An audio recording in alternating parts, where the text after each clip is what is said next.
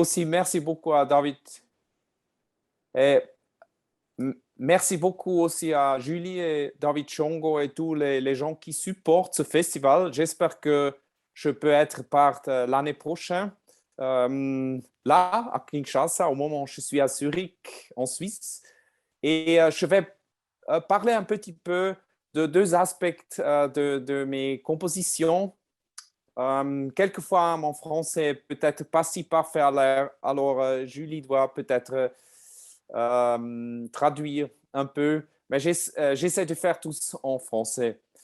Et je veux parler de deux aspects de ma manière de travailler, de composer. Je pense que vous comme musicien ou des gens intéressés dans des arts, vous pouvez aussi comparer ça avec votre stratégie pour faire la musique.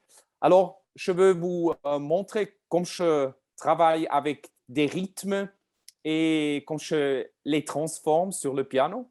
Et le deuxième aspect est comme je compose individuellement comme compositeur, mais à l'autre côté, comme je travaille avec des groupes, avec une communauté, parce que je pense que on peut noter la musique, on peut composer dans un sens très traditionnel de West, mais on peut aussi et on doit aussi jouer la musique avec des copains, avec des partenaires d'une groupe, d'une band, d'une petite communauté, et je vais vous montrer comment je fais ça. Et j'espère que l'année prochaine, je peux aussi montrer ça à Kinshasa avec des gens et avec vous. Alors, premièrement, merci beaucoup pour votre intérêt et pour cette occasion de partager les idées. Et à la fin de cette talk, on peut aussi discuter ou vous pouvez monter des questions, donner des questions. Alors, premièrement, très simple, j'aime beaucoup les rythmes et on trouve des rythmes simples avec du clapping ou des choses comme ça dans toutes les traditions. C'est une chose de corps très directe et j'essaie de transformer beaucoup des rythmes sur le piano et les combiner dans des cycles, par exemple. Et je vous montre un exemple très simple que vous connaissez peut-être vous-même dans votre tradition, dans votre style. Par exemple, j'ai un petit pattern en 5 qui marche par exemple comme ça. Alors, oh.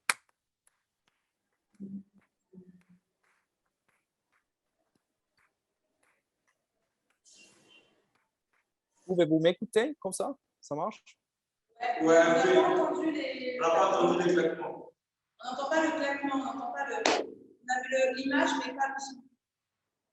Attends, je change le son un peu. Peut-être ça marche mieux comme ça. Attends.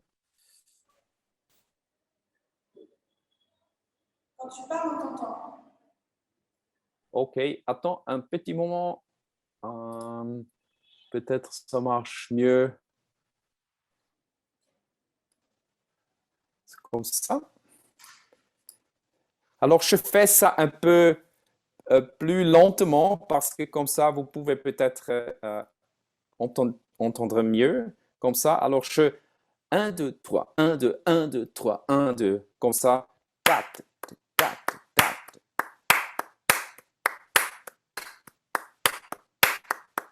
OK? C'est un simple rythme en 5 et on trouve ça dans beaucoup des traditions. Je combine ça avec, par exemple, on a un shaker. Pouvez-vous entendre ça? OK. Et j'ai ici un pattern un peu caractéristique qui est comme ça.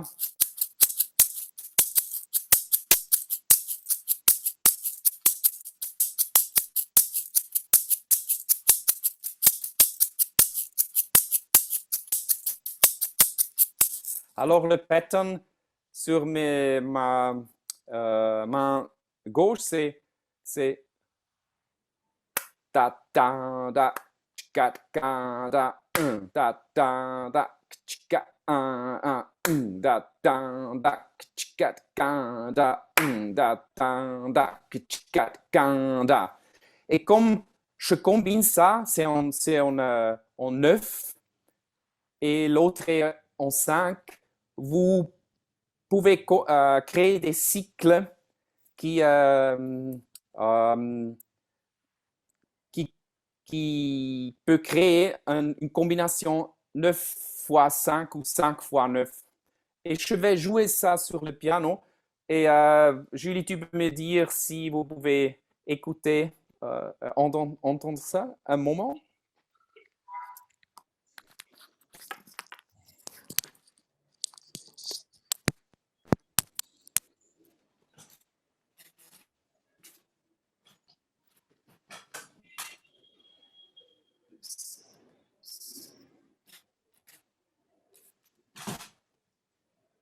C'est bon.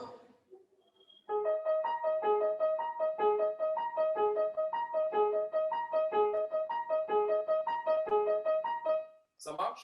Ça marche, oui, ça va, on t'entend. Pouvez-vous écouter ça? On t'entend très bien. Ok, très bien. Alors.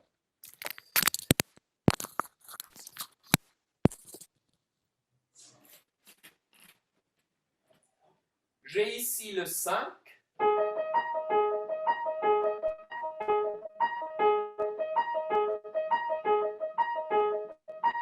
Et ici le 9.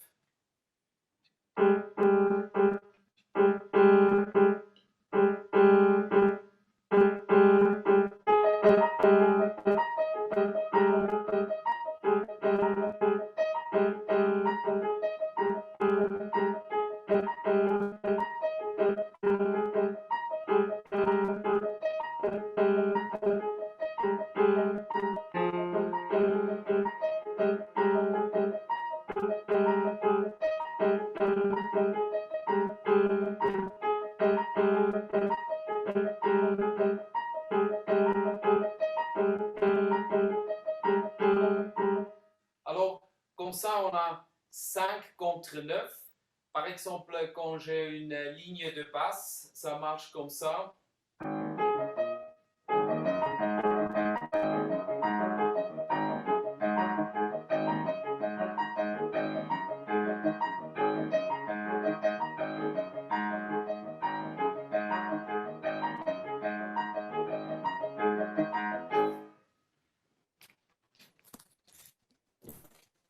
Alors, ça a fonctionné d'écouter?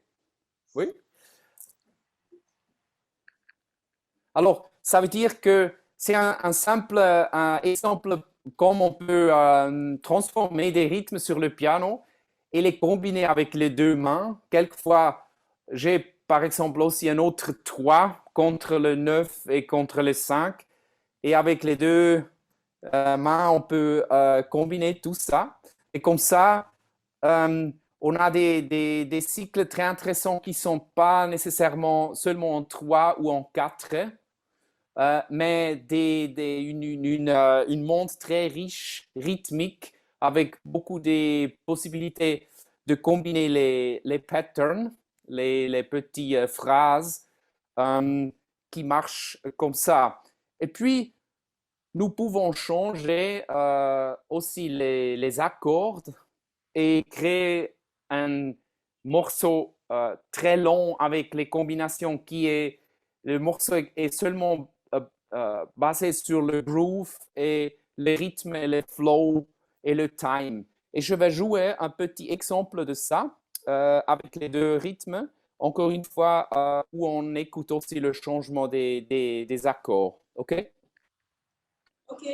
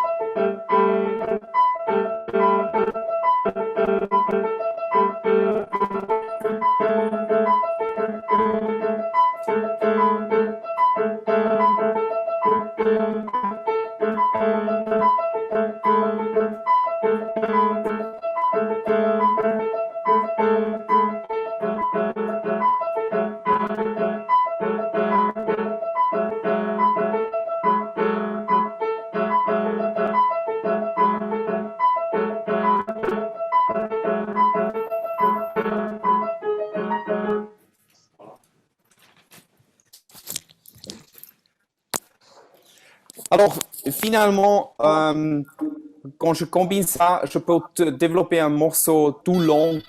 Un morceau tout long comme ça. Et vous pouvez écouter ce morceau. Le nom de morceau est module 26. Et c'est finalement un morceau à 15 minutes qui se développe très doucement dans un sens minimaliste, mais c'est aussi dans un sens très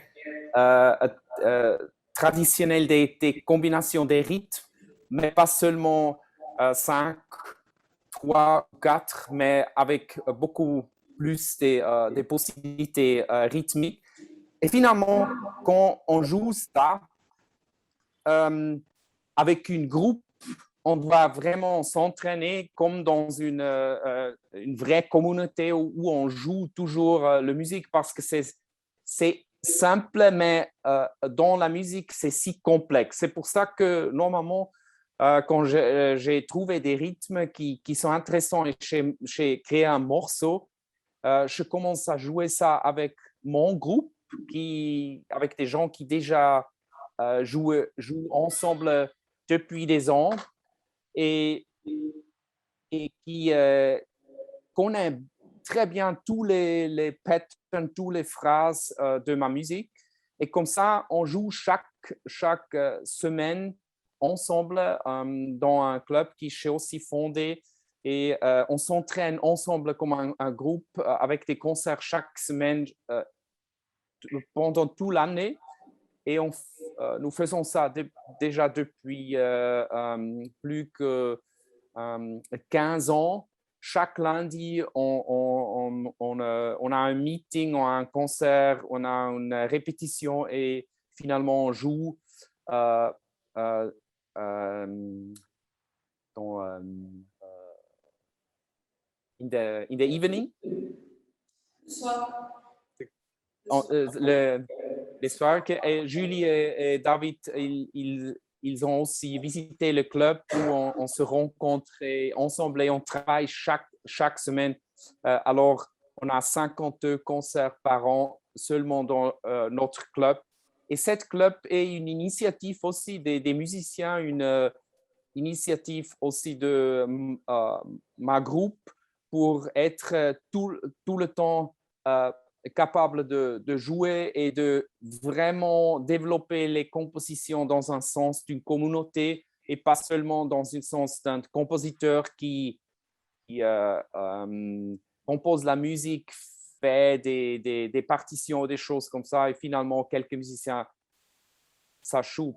Cette idée d'une groupe qui vraiment développe une phrasé individuellement, une dynamique, une dramaturgie dans les morceaux est si important que la composition individuelle, comme ça.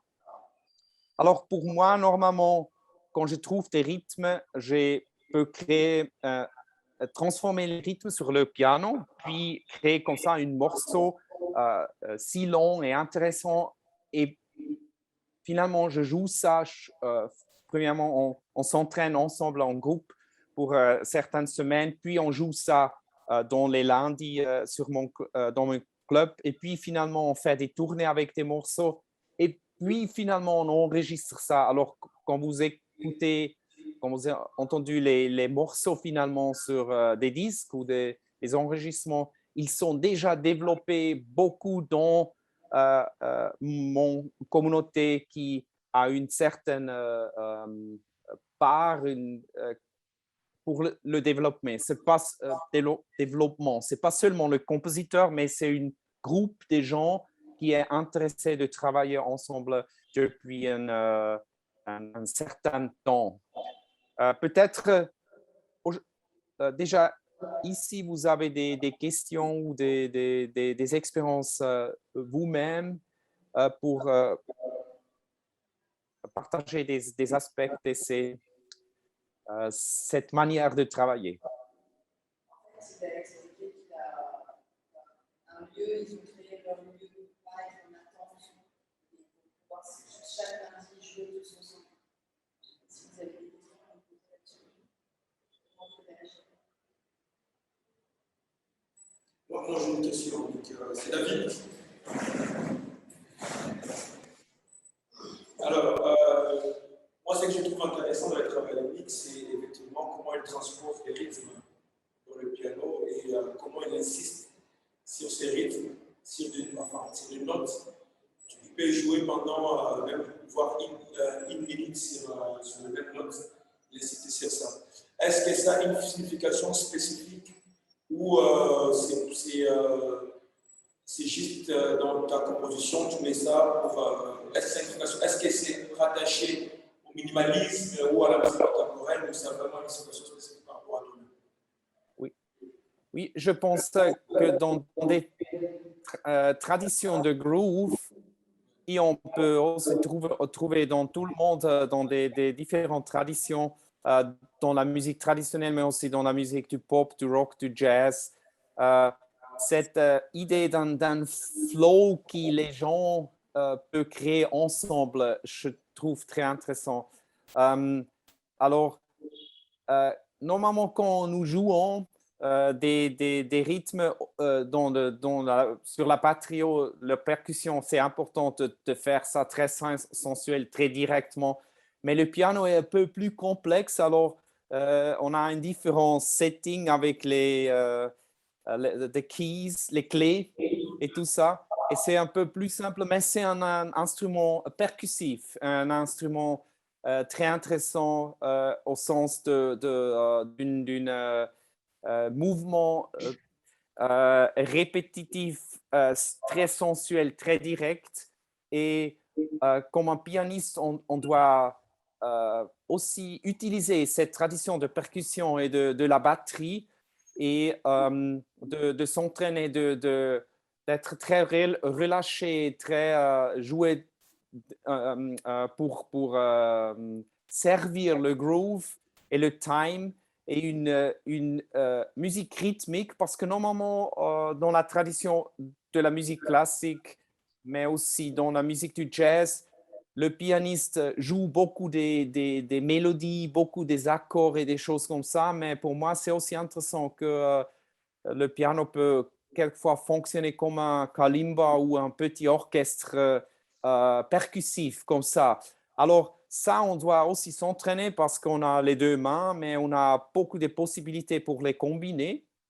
Et comme ça, on peut développer cet instrument très classique, très européen, dans un sens de groove et dans une manière très percussive, rythmique, très individuelle. Et quelquefois, je suis aussi, bien sûr, fait des préparations dans le piano pour que on peut créer des sons très intéressants, très percussifs et le piano est plus que seulement un instrument classique ou un instrument de jazz dans un sens traditionnel. Et avec cette manière de jouer minimaliste, de groove, d'une idée percussive avec polyrythmique, des cycles comme ça, finalement, on trouve une état très présent aussi mentally.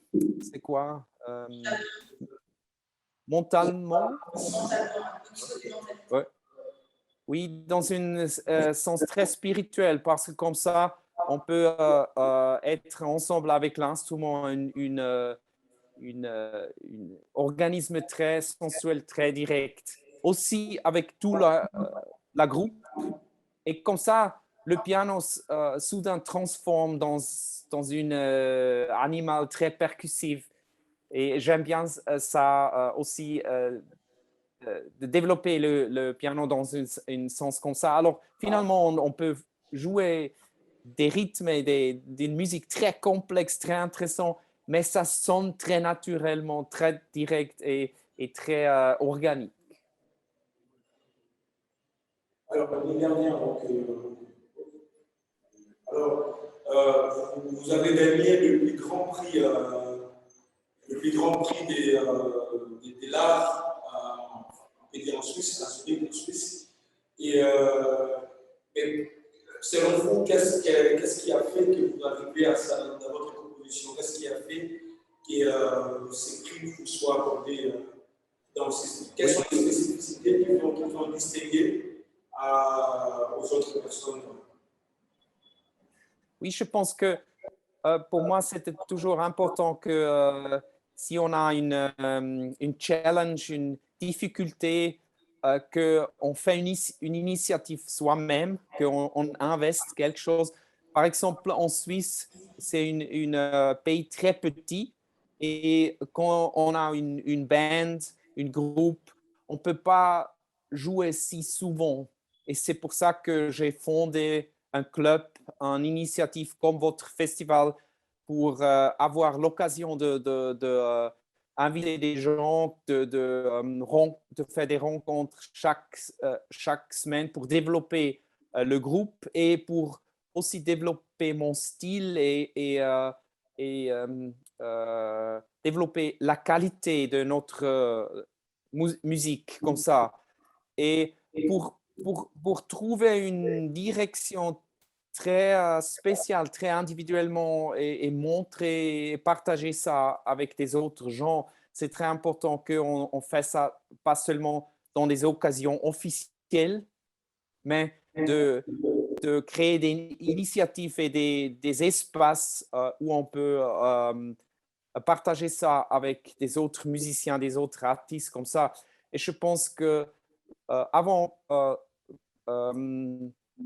quand j'étais un peu plus jeune, j'ai premièrement investi beaucoup et créé des initiatives comme ça. Alors, mes groupes, il était pas connu seulement dans mon ville. Et finalement, on a grandi un petit peu dans la Suisse et finalement, on a trouvé une partenaire avec une label international et on a développé et faire des tournées internationales. Mais dans ce moment où on a eu la possibilité de jouer, par exemple en Angleterre ou en France ou des choses comme ça, on a eu déjà un certain level de qualité parce qu'on a travaillé localement chaque semaine et nous avons créé des initiatives pour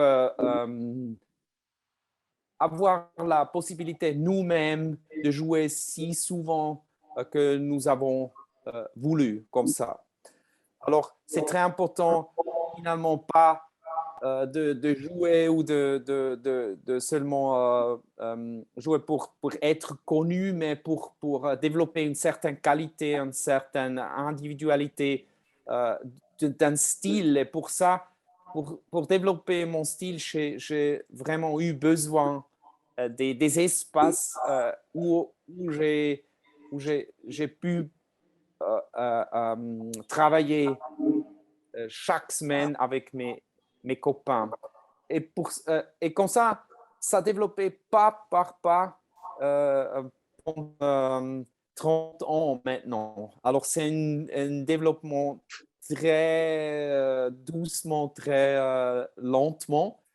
Et quelquefois, si on voit ça, et maintenant nous sommes un peu connus dans tout le monde avec notre style, avec mon band, mais ça dure et c'est très important de commencer et de continuer et d'avoir focalisé sur des choses comme ça. Alors, par exemple, votre festival est une importante initiative de lancer des idées comme ça, de partager, de faire un échange. Et puis, l'année prochaine, faire un autre festival et comme ça. J'ai aussi fondé un festival, par exemple, comme ça, euh, euh, qui, euh, qui, qui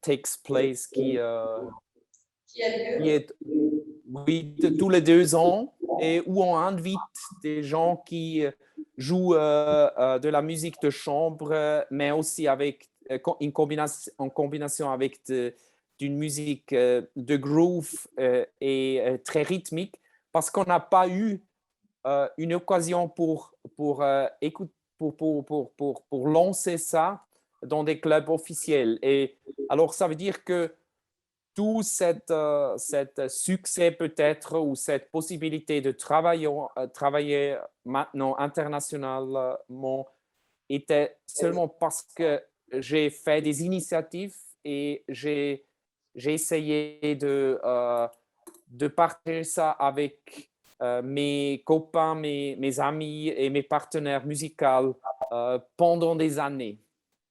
Ok. Je ne sais pas si les questions.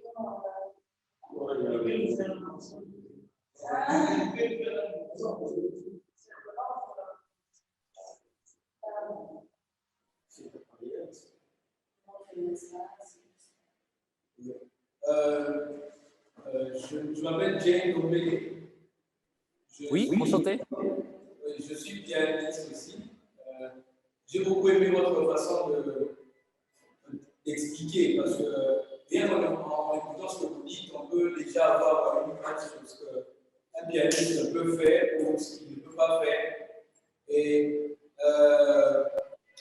s'il faudrait vous donner un conseil en tant que pianiste professionnel genre, comment faire pour que ta musique puisse être professionnelle, même si tu ne fais pas beaucoup de notes, mais garder une ligne mélodique, par exemple, qui donne un aspect professionnel, par exemple.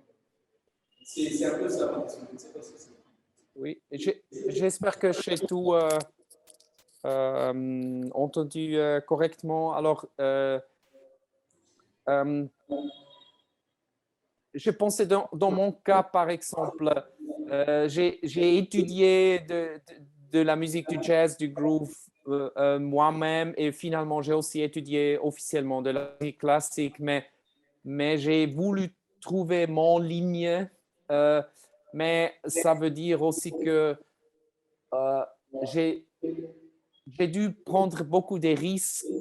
Par exemple, pas trop jouer finalement des différents styles et beaucoup des occasions.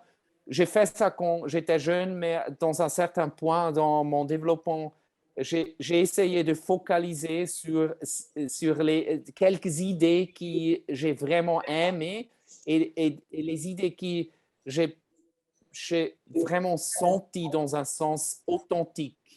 Alors, finalement, quand je fais un concert et je joue le piano comme je pense que c'est inspirant pour les autres gens, c'était une décision aussi de focaliser sur ça. Et je pense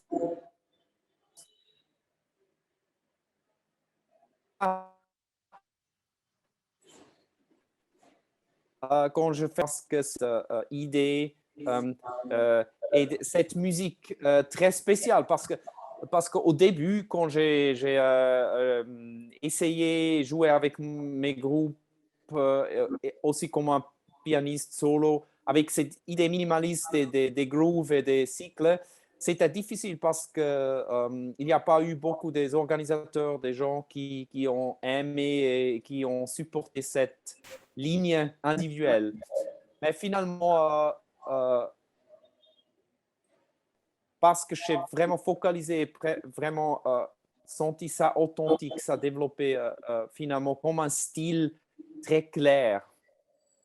Je ne suis pas sûr si j'ai compris tout la question. Peut-être, Julie, tu peux m'aider si. Ça va, Si j'ai pas. Oui, une deuxième question. Quand vous voyagez dans des pays, est-ce que vous avez de la Suisse, vous vous adaptez aussi à la région là où vous êtes invité, la région où vous jouez. Vous adaptez aussi à l'heure du genre de musique que vous appelez cette de la Suisse, vous imposez. peux-tu dire ça encore une fois, Julie? Je ne suis pas sûr si j'ai tout compris. Est-ce que quand tu voyages, quand tu vas jouer dans d'autres pays, est-ce que tu t'imprègnes, est-ce que tu prends en compte le pays où tu es, ou bien est-ce que tu joues seulement ta musique, ou est-ce que il y a quelque chose qui se passe qui rentre dans ta musique? Oui, oui. C'est une très intéressante et importante question parce que comme musicien, bien sûr, nous avons des oreilles très ouvertes et si on peut écouter et échanger des idées avec des autres joueurs, bien sûr. Et quand j'étais un enfant déjà, j'ai fait beaucoup des voyages avec mes parents. Par exemple, euh, en Europe, nous avons fait un voyage au Roumanie, qui est un peu loin de la Suisse. Il y a différentes cultures et j'ai bien aimé cette musique folklorique de la Roumanie parce qu'ils ont des rythmes différents et très complexes.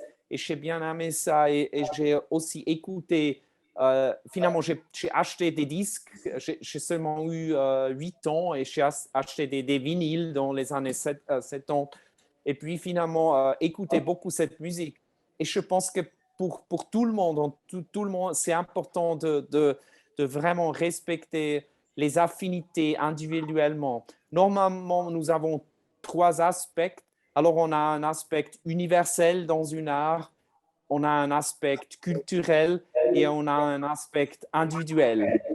Et par exemple, en Suisse, bien sûr, on a une certaine culture de la musique, une mélange de différents styles et une certaine culture aussi authentique suisse. Mais on peut aussi trouver des aspects universels dans différentes cultures. Alors, par exemple, j'aime bien de la musique très rythmique dans tout le monde. Alors, j'ai respecté mes affinités étudiées dans tous les pays où j'ai joué. Des musiques style rythmique. J'étais intéressé, j'ai voulu rencontrer des gens qui jouent là une musique. Par exemple, quand je viens à Kinshasa, je vais aussi être en contact avec vous et étudier cet aspect culturel. Mais dans cet aspect culturel, on peut trouver des aspects universels qui tu peux partager et peut-être apprendre quelque chose pour ta musique.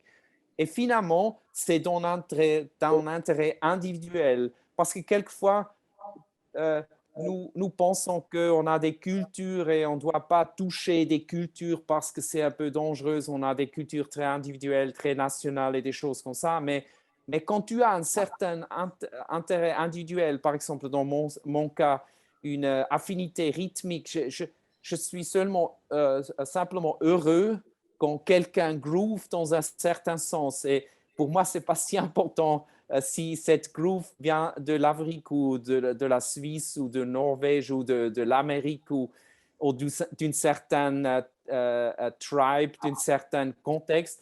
Mais je pense que c'est très inspiré pour moi, très intéressant pour moi.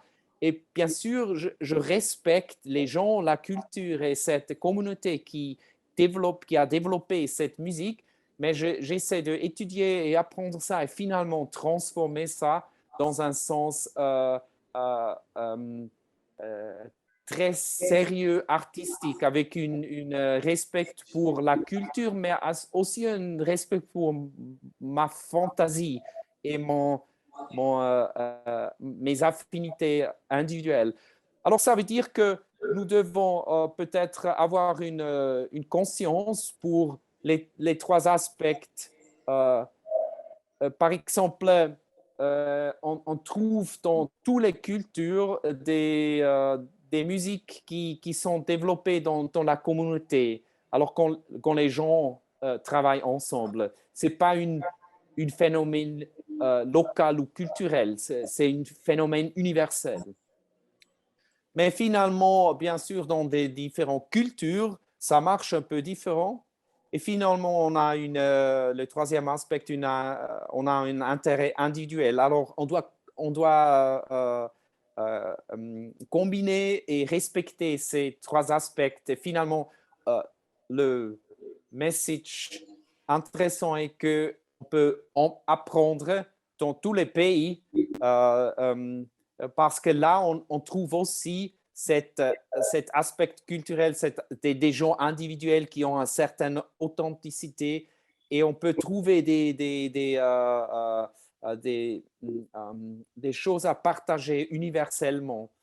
Et moi, j'ai joué dans plus de 50 pays, je pense, et c'est jamais fini. Mais on doit aller avec un respect pour cette culture locale. Et comme ça, normalement, on trouve des gens qui aussi veulent partager et nous donner un vue interne, comme cette musique est organisée, développée, partagée, et on peut créer quelque chose ensemble comme ça.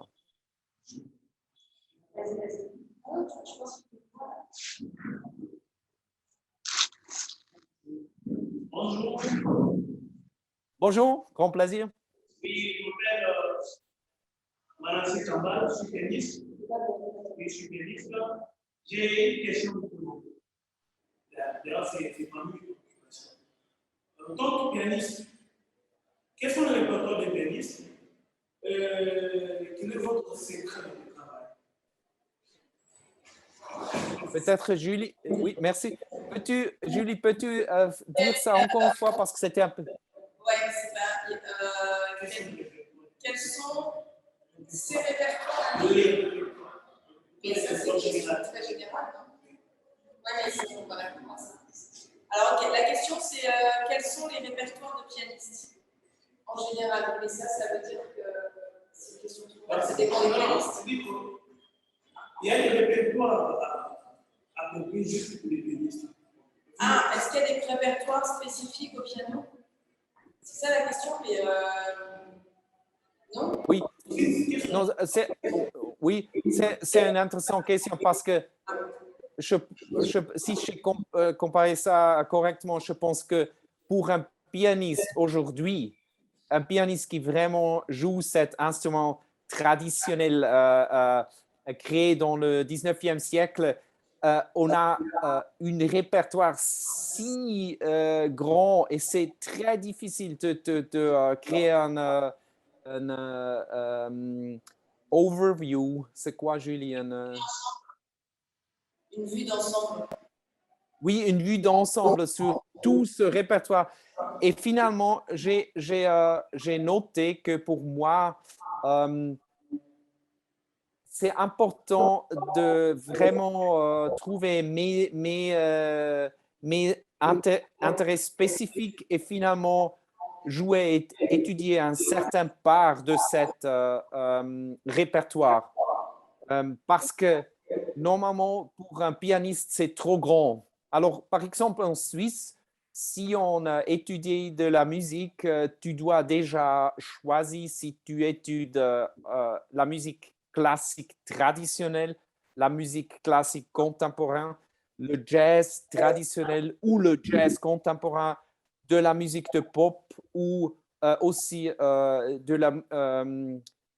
la musique contemporaine très abstraite. Alors, c'est déjà un grand choix et je pense qu'on peut, bien sûr, on doit avoir un intérêt dans tous les styles et c'est intéressant d'apprendre, mais finalement, pour jouer, c'est très difficile d'être capable de jouer tout ça. Alors, pour moi, j'ai aussi développé une certaine attitude modeste que tu finalement peut-être choisis quelques styles, quelques traditions spécifiques où tu peux étudier avec des professeurs ou avec tes copains et finalement, comme ça, développe ton répertoire toi-même.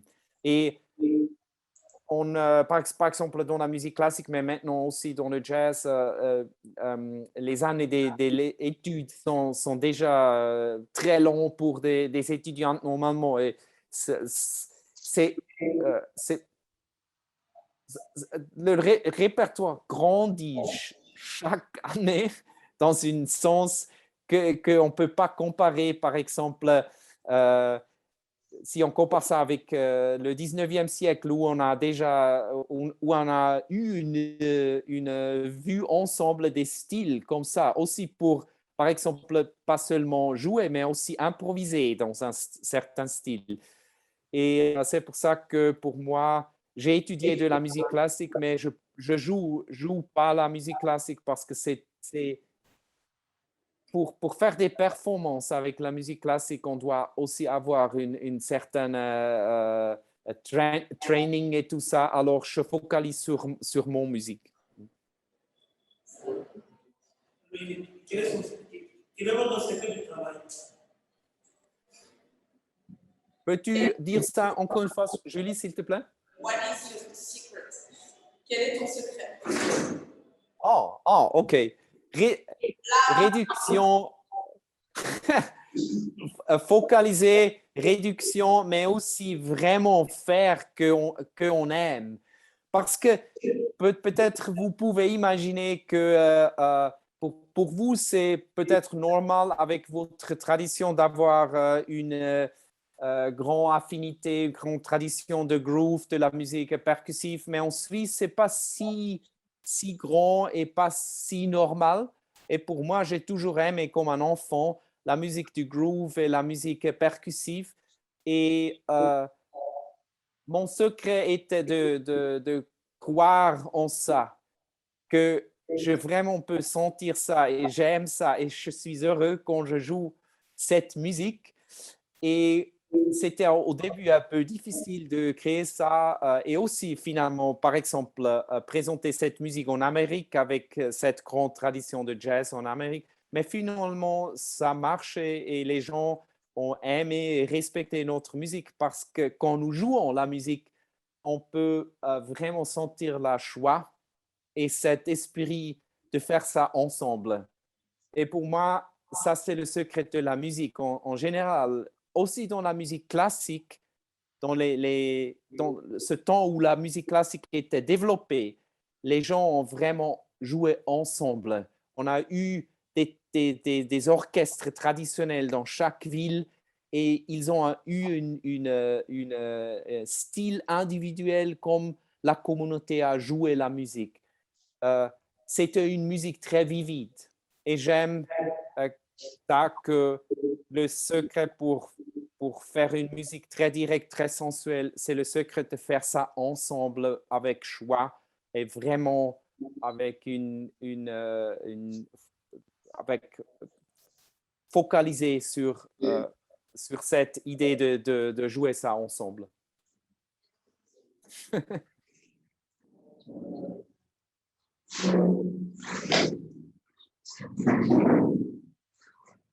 Moi, c'est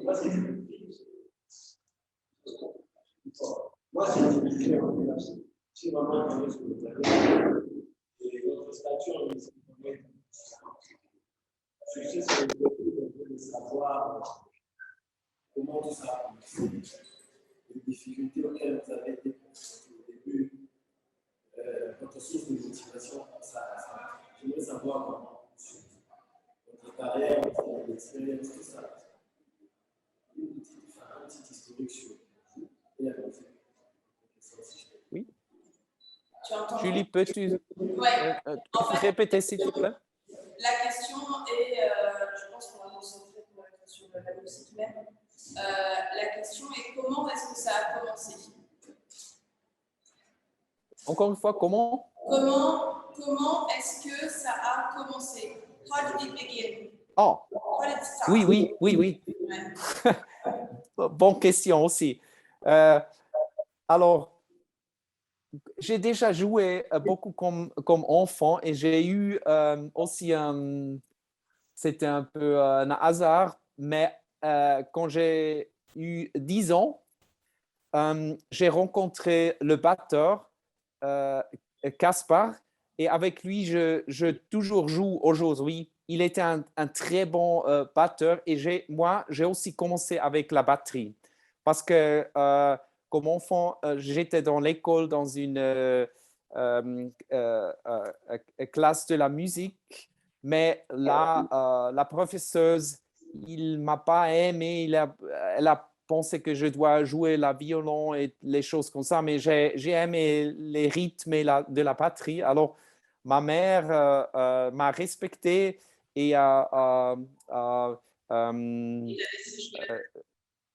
a choisi un professeur de la batterie et c'était finalement privé. J'ai pu prendre des leçons pour de la batterie, mais ce n'était pas dans l'école parce que ce n'était pas possible dans l'école. Et comme ça, j'ai déjà, comme un enfant, eu l'occasion de développer ça et de laisser.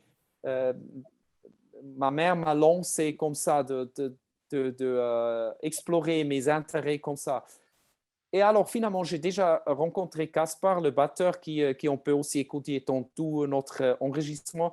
Et déjà, comme enfant, on a fait une groupe et on a fait des répétitions et joué ensemble. Et finalement, comme j'ai décidé pendant mes études de fonder cette club et de créer un espace sérieux pour la communauté, mes groupes. J'ai déjà eu cette expérience, j'ai déjà eu un partenaire très, très bon, une batteur extraordinaire. Et c'est pour ça que je n'ai jamais douté, jamais hésité de faire ça parce que ça crée une énergie très vivide pour nous et c'était toujours tout le temps important pour nous comme des enfants, comme des teenagers, comme des jeunes gens de jouer ensemble et de faire ça parce que c'était pour nous si important et une énergie pour notre vie. Alors peut-être j'ai eu un peu luck, c'est quoi en français? Good luck. J'ai eu une chance que ma mère m'a supporté, que j'ai rencontré des copains avec des idées similaires et avec une talent si fort. Ok. Dernière question.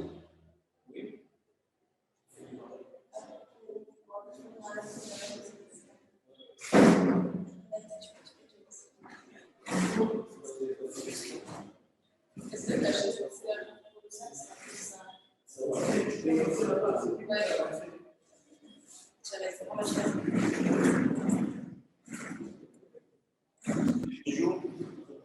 Salut, salut. C'est David Malo. La question est celle-ci. Je voudrais demander une question. Comment on peut faire pour créer un morceau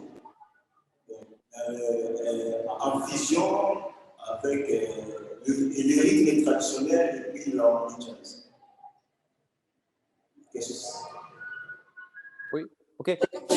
Peux-tu dire ça encore une fois? Je pense que j'ai compris, mais peux-tu dire encore une fois, s'il te plaît? La question, c'est comment on peut créer un morceau en fusion entre la musique traditionnelle, les rythmes traditionnels et l'harmonie du jazz. Oui, oui, très important, intéressante question aussi. Parce que moi, je pense que j'ai joué aussi beaucoup des traditions qui n'étaient pas mon tradition. Alors, par exemple, j'ai aussi beaucoup joué de la musique brésilienne et de la musique afro-cubaine. Mais ce n'était pas vraiment ma tradition. Je ne sais pas si sont ici. Je n'étais pas le personne vraiment authentique pour ça, mais j'ai étudié ça parce que c'était très intéressant comme ces groupes et les compositeurs ont organisé cette musique. Et j'ai toujours respecté que ces groupes ont développé ça pendant des années, pendant des générations comme ça. C'est vraiment une musique traditionnelle, mais on doit aussi dire que sa musique se développe. La tradition n'est pas frozen, c'est pas statique. La tradition toujours se développe. Et et pour moi, c'était important qu'on trouve des gens qui ont un esprit qui peut créer une combinaison de respect pour la tradition, mais aussi de la courage pour changer des choses et pour essayer de faire des expériments. Et c'est pour ça que je pense, par exemple, dans ma musique, je connais les harmonies de jazz, les harmonies classiques, et je peux vraiment jouer des complexes développements, mais j'ai aussi voulu pas faire ça dans un traditionnel sens, mais trouver des combinations, et j'ai essayé de combiner des rythmes, des cycles rythmiques avec les développements harmoniques comme ça. Et ça a créé soudain une perspective très fraîche, très neuve, parce que les changements n'ont pas, ont pas semblé comme traditionnellement quand on joue les développements harmoniques en 4 ou en 6 comme ça, comme dans le jazz par exemple, mais avec des combinations neuves, avec des rythmes. Et, et pour moi, ce n'est pas si important qu'on combine une musique traditionnelle avec une musique moderne ou une musique contemporaine, mais intéressant est de euh, créer des choses différentes qui n'étaient pas combinées comme ça avant. Alors, par exemple, quand tu as une musique traditionnelle au Congo qui dans une certaine culture ou une culture très traditionnelle, on peut commencer de expérimenter avec des harmonies modernes et risquer quelquefois que les changements durent plus long ou, euh, ou trouver des idées que les rythmes influencent la duration des accords, par exemple. Par exemple, dans ma musique, si tu as un rythme en 9 et un rythme en 5, les rythmes me disent quand le changement harmonique se passe. Tu sais, parce que dans le jazz, normalement, les harmonies me disent quand le rythme change. Mais j'ai renversé ça. Alors, les rythmes me disent quand les harmonies changent et comme ça, on a déjà une certaine différence dans cette musique. Et je pense que c'est très intéressant de vraiment étudier les différents parts de la musique, rythmique, harmonique, les cycles, les polymètres, mais aussi polyrythmiques, mais aussi polyphoniques, possibilités. Et comme ça, si on étude ça et si on fait des expériments ensemble avec des groupes, avec des gens qui ont un esprit pas seulement traditionnel, mais aussi pas seulement avant-gardistique, mais qui veulent essayer de combiner ça et faire ça comme une communauté pendant une longtemps, ça change automatiquement parce que tu changes ça pendant tu fais ça. Et notre musique a développé une certaine caractéristique, une manière caractéristique parce que nous avons fait ça déjà, nous faisons ça déjà pendant 30 ans. Ok. Bon. Nick, on va devoir te laisser parce que il faut qu'on parte sur 24 pour un concert. Oui, et, il m'a dit ça. Je te remercie beaucoup et on vous remercie vous aussi pour les questions et l'échange. Il vient l'année prochaine. Il vient l'année prochaine. Il va continuer à parler avec toi. Ouais. Oui, merci. Merci beaucoup à vous. C'est un grand plaisir et merci beaucoup. J'espère que je peux venir l'année prochaine. Merci à David et Julie pour organiser ça. Et aussi merci à vous pour supporter cette initiative locale parce que vous êtes les gens importants qui peuvent vraiment partager et finalement créer une communauté plus grande et plus grande et plus grande. Et comme ça, nous pouvons échanger ça et apprendre aussi pour moi, apprendre votre idées finalement quand j'ai l'opportunité de venir et de faire la connaissance directement au Congo. Il y a Béni, Jay, Manassé et David qui sont des stagiaires dans les ateliers. Donc, Oui. je pense qu'ils vont avoir le temps de discuter avec toi et quand tu vas venir aussi, vous allez voir le temps de discuter. Donc, ils sont là. OK. Ils ont posé beaucoup de questions parce qu'ils ont l'ambition d'aller très loin. Fantastique. Je suis très intéressé et I look forward to meet you all. Salut. Merci beaucoup. Merci. Merci. À bientôt. Au revoir. Merci beaucoup. Bientôt. Bon festival. Merci.